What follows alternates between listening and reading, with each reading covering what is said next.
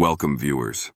The world stage has seen a whirlwind of activity recently, with significant shifts in global economics and politics. Today, we delve into a complex narrative involving energy infrastructure, international trade tensions, and strategic maneuvering by global powers. Stay tuned as we unpack these critical developments, and we'll be drawing some key conclusions at the end of our analysis. The global energy map is undergoing significant alterations, and a monumental project lies at the heart of one major shift. We are talking about the Trans Mountain Pipeline expansion, commonly known as TMX, a colossal undertaking decades in the making. This pipeline has finally carved its path from Canada's oil-rich heartland in Alberta to the wild Pacific coast of British Columbia. This isn't just about pipes and oil, it's about cracking open Asia's massive energy markets previously less accessible to Canadian producers, like a long-sealed vault finally yielding its treasures. The TMX expansion, a project with a staggering final price tag of 34 billion Canadian dollars, officially commenced commercial operations on May 1, 2024. This launch marks a pivotal moment, despite the project being years behind its original schedule and tens of billions of dollars over its initial budget. The significance cannot be overstated. The expansion effectively triples the pipeline's capacity, allowing it to transport up to 890,000 barrels of oil per day. That's enough crude oil to fill approximately 50 Olympic-sized swimming pools every single day. This increased flow is primarily aimed at diversifying Canada's customer base, providing a vital new outlet to the Pacific, and subsequently, to burgeoning Asian economies. The federal government of Canada recognized the strategic importance of this project, stepping in to purchase TMX from its previous owner, Kinder Morgan, for $4.5 billion back in 2018, ensuring its completion amidst growing uncertainties and opposition. This investment underscores the national significance attributed to securing new export routes for Canada's vast energy resources. The primary goal? To reduce Canada's heavy reliance on a single customer, the United States, which historically absorbed nearly 98% of Canada's oil exports, often at discounted prices due to limited export options. TMX represents a bold attempt to rewrite this dynamic, offering Canadian oil producers access to potentially more lucrative global markets and enhancing the nation's energy independence. We encourage you to watch this video until the very end, as we will be summarizing the key takeaways and offering our concluding thoughts on these complex developments. Your support is crucial for our channel's growth, so please consider subscribing and hitting the like button if you find this analysis insightful. We'd also love to hear from you. Let us know in the comments where you're watching from. However, just as the oil began its journey through the newly expanded TMX pipeline, a political bombshell threatened to derail the entire endeavor. The potential return of Donald Trump to the White House cast a long shadow over Canada's energy aspirations. During his previous term and in subsequent statements, Trump floated the idea of imposing significant tariffs on goods imported from Canada, specifically targeting the energy sector with a proposed 10% tariff on Canadian oil and gas. This threat arrived at a critical juncture, swinging like a guillotine over Ottawa's economic throat precisely when the TMX expansion was meant to usher in a new era of market access and potentially higher revenues for Canadian producers. Such a tariff would directly challenge the economic viability of the TMX project and strain the already complex energy relationship between the two North American neighbors. The Canadian government naturally viewed this proposal with serious concern. The sentiment was echoed by figures like Mark Carney, a former governor of the Bank of Canada and Bank of England, often discussed in Canadian political circles, who, in contexts reflecting the period's anxieties, might characterize such tariffs as misguided and part of a pattern of actions designed to reshape international trade systems, often to the detriment of long-standing partners like Canada. President Trump's rhetoric often centered on bolstering American industry and wealth, as highlighted in speeches where he declared dates like April 2, 2025, as days when American industry would be reborn and America's destiny reclaimed, partly through protectionist trade measures. This potential trade conflict adds another layer of complexity and risk to Canada's ambitious energy export strategy, forcing Ottawa to navigate not only the logistical challenges of new infrastructure, but also the volatile currents of international politics and trade disputes. The timing couldn't be more precarious, pitting the launch of a nation-defining infrastructure project against the prospect of significant economic barriers from its largest trading partner. Into this vortex of opportunity and geopolitical tension stepped a formidable new player, China's Rongsheng Petrochemical. This refining powerhouse, boasting an immense 800,000-barrel-a-day appetite for crude oil, sensed a strategic opening, with the TMX pipeline providing a new direct route for Canadian oil to the Pacific, and the potential for U.S. tariffs creating uncertainty for Canadian producers. Rongsheng moved decisively. Quietly, but with significant implications. The company established a presence right in Calgary, the beating heart of Alberta's oil industry and the epicenter of Canada's energy sector. This wasn't merely a symbolic gesture. It was a calculated step to secure access to the specific type of crude oil Rongsheng craves. The company, a subsidiary of the larger Zhejiang Rongsheng Holding Group, operates one of China's most extensive single-train refineries and has a massive demand for heavy crude, precisely the kind produced in abundance by Canada's oil sands, according to reports from agencies like Reuters.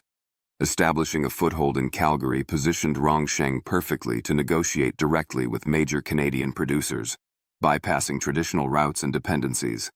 This strategic maneuver highlights China's broader global energy strategy, securing diverse and reliable long-term energy supplies to fuel its vast economy. It also underscores a calculated move to capitalize on the shifting dynamics in North American energy trade, potentially benefiting from any friction between Canada and the United States. Rongsheng's arrival in Calgary signaled more than just a new business office.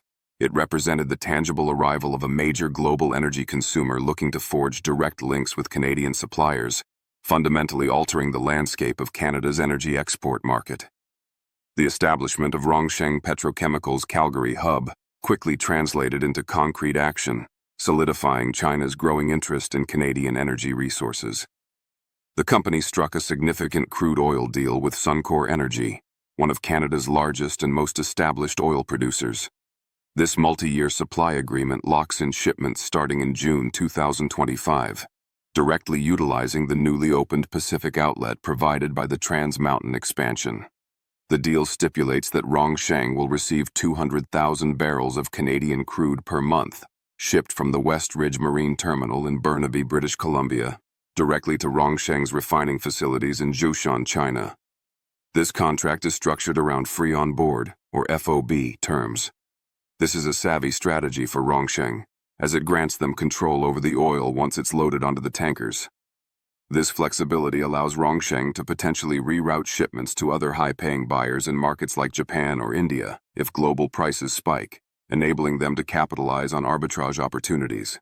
According to analysis by S&P Global, this flexibility could potentially earn Rongsheng an extra $2 to $3 per barrel. News agency Bloomberg reported that the initial cargoes for this deal were already being booked on very large crude carriers, known as VLCCs, indicating the scale and seriousness of the commitment. What might initially appear as a routine trade move is, in fact, a significant tremor, indicating a potential global energy shakeup. It represents Canada successfully securing a major non-U.S. buyer for its oil via TMX, and China strategically diversifying its energy imports away from potentially volatile regions. This Rongsheng-Suncor pact serves as a powerful example of the new trade relationships being forged as Canada pivots its energy focus towards Asia. Rongsheng Petrochemical's ambitions in Canada extend far beyond the initial deal with Suncor Energy. According to sources cited by the Globe and Mail, the Chinese refining giant is actively engaged in discussions with other major players in Alberta's oil sands sector. These potential partners include heavyweights like Cenovus Energy, which reported producing around 800,000 barrels per day in 2024, and Canadian Natural Resources Limited, CNRL. Furthermore, Rongsheng is reportedly exploring deals even with global energy giants like BP and Shell, both of which maintain significant stakes and operations within the Canadian oil sands. This pursuit of multiple supply agreements underscores Rongsheng's comprehensive strategy to secure substantial and diverse sources of Canadian heavy crude. This activity is intrinsically linked to China's broader national energy security goals. As the world's largest oil importer, China is actively seeking to reduce its historical dependence on Middle Eastern oil supplies, a region often marked by geopolitical instability. By establishing strong, long-term relationships with Canadian producers and utilizing the new TMX export route, China aims to create more stable and geographically diversified supply chains. The Calgary outpost, strategically located within a sleek downtown tower, serves as the nerve center for these negotiations. It's operated by Rongsheng's subsidiary, Auror, and is spearheaded by Wang Jia, a seasoned 20-year oil industry veteran known for his deep industry connections and sharp deal-making skills. Wang Jia previously played a key role in building PetroChina's Canadian trading arm in the 2000s, giving him invaluable experience in the local market. This concerted effort by Rongsheng, facilitated by experienced leadership, signals a profound shift, positioning Canadian oil sands crude as a key component in China's future energy mix and further cementing the eastward pivot of Canada's energy exports.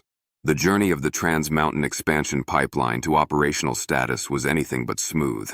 It was a saga marked by intense controversy, spiraling costs, and significant delays. Originally estimated at a cost of 7.4 billion Canadian dollars, the final price tag ballooned to an astounding $34 billion, a figure extensively reported by outlets like CBC News. This massive cost overrun became a major point of contention and public debate. Beyond the financial aspects, the project faced fierce resistance on multiple fronts for over a decade. Environmental groups raised serious alarms about the increased tanker traffic in the ecologically sensitive Salish Sea, warning of potentially catastrophic oil spill risks that could devastate marine ecosystems and coastal communities in British Columbia. Equally significant was the opposition from indigenous communities. The Skwxgdu 7 Mesh Ukswu Mix W, Squamish Nation, along with other First Nations groups, launched legal challenges against the project, arguing that the federal government had failed in its duty to conduct adequate consultation regarding the pipeline's route through their traditional territories. These legal battles led to significant delays, even halting construction entirely at one point. Work only resumed after a crucial 2022 Supreme Court of Canada ruling permitted the project to proceed. Despite these hurdles, the expansion was completed, significantly enhancing the infrastructure. This includes the addition of 20 new storage tanks at various points along the route and a modernized Westridge Marine Terminal in Burnaby, designed to handle the increased volume of oil and larger tankers destined for international markets. The pipeline's difficult path highlights the complex interplay between economic interests, environmental protection, and Indigenous rights in major infrastructure development in Canada. While the pipeline now provides a long-awaited outlet connecting Alberta's landlocked oil to Asian markets, its legacy remains intertwined with the prolonged battles and compromises that defined its construction. Canada's strategic pivot away from near-total reliance on the U.S. energy market involves more than just the TMX oil pipeline. Natural gas and hydropower are also central components of this diversification effort. A flagship project in this arena is LNG Canada, a $40 billion liquefied natural gas (LNG) export facility located in Kitimat, British Columbia. Led by energy giant Shell, with significant partnership from China's PetroChina holding a 15% stake, this massive undertaking is poised to make a major impact. According to the International Energy Agency, IEA, and reports from Reuters, LNG Canada is set to begin shipping 14 million tons of LNG annually by late 2025.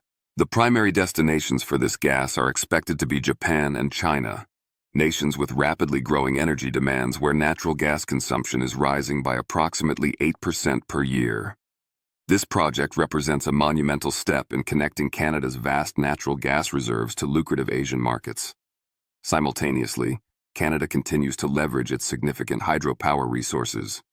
In 2024 alone, utilities like Hydro-Quebec and Ontario Power Generation exported 42 terawatt-hours of hydropower to the United States, enough electricity to power roughly 4 million homes and generating $2 billion in revenue, according to Natural Resources Canada and Statistics Canada data. While hydro exports currently flow south, the infrastructure and capacity highlight Canada's potential as a broader clean energy supplier.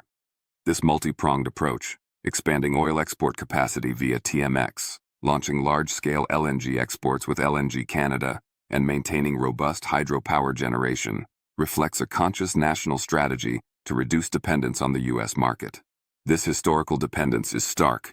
The U.S. currently relies on Canada for 60% of its crude oil imports, and Canadian energy exports to the U.S. totaled 200 billion Canadian dollars in 2023.